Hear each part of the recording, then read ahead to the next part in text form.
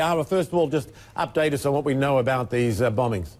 Well, they all happened at around 1 p.m. in quick succession. 3 of them were car bombs, one of them a suicide bomber, all of them happening very close to government ministries. The suicide bomber actually managed to penetrate the compound of the Ministry of Justice.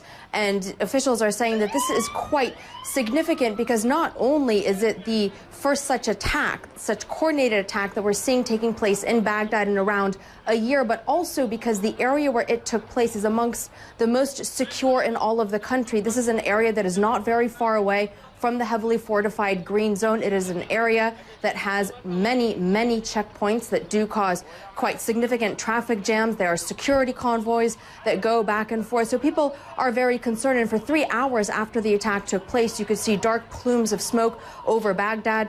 Following that suicide bomber that managed to enter the Ministry of Justice, Iraqi police officials are saying that there were also 3 gunmen who tried to enter the compound itself. That resulted in a fairly significant firefight. And this most certainly, Michael, is going to bring back for the Iraqis those horrific memories of when these types of attacks were a daily occurrence, something that they had hoped was behind them. But this most certainly is an indication that even now, Baghdad is neither entirely safe nor secure, Michael.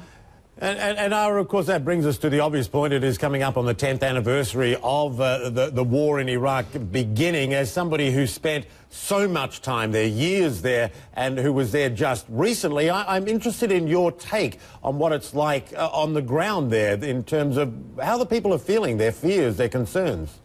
You know, Michael, on this last trip, and we just came back a few weeks ago, despite the fact that the levels of violence are down from when they were at their peak, 2005 to 2008, every single person who we spoke to, who we met on this trip, said that they had lost hope.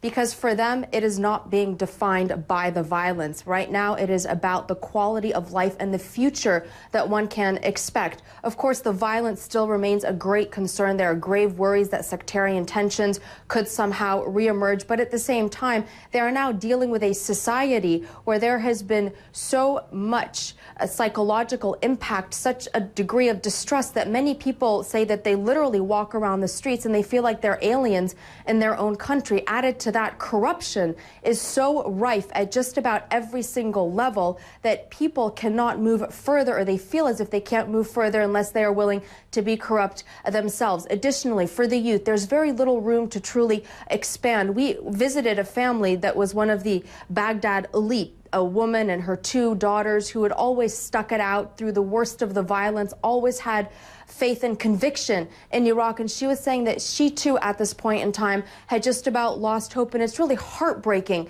to see 10 years on, Iraqis still living like this. As one of our friends and colleagues had mentioned as well, he said, we're not living, we're simply just surviving. It's as if we've been completely anesthetized. And of course, Michael, we are going to be having much more coverage around the date of the 10th anniversary itself from Baghdad.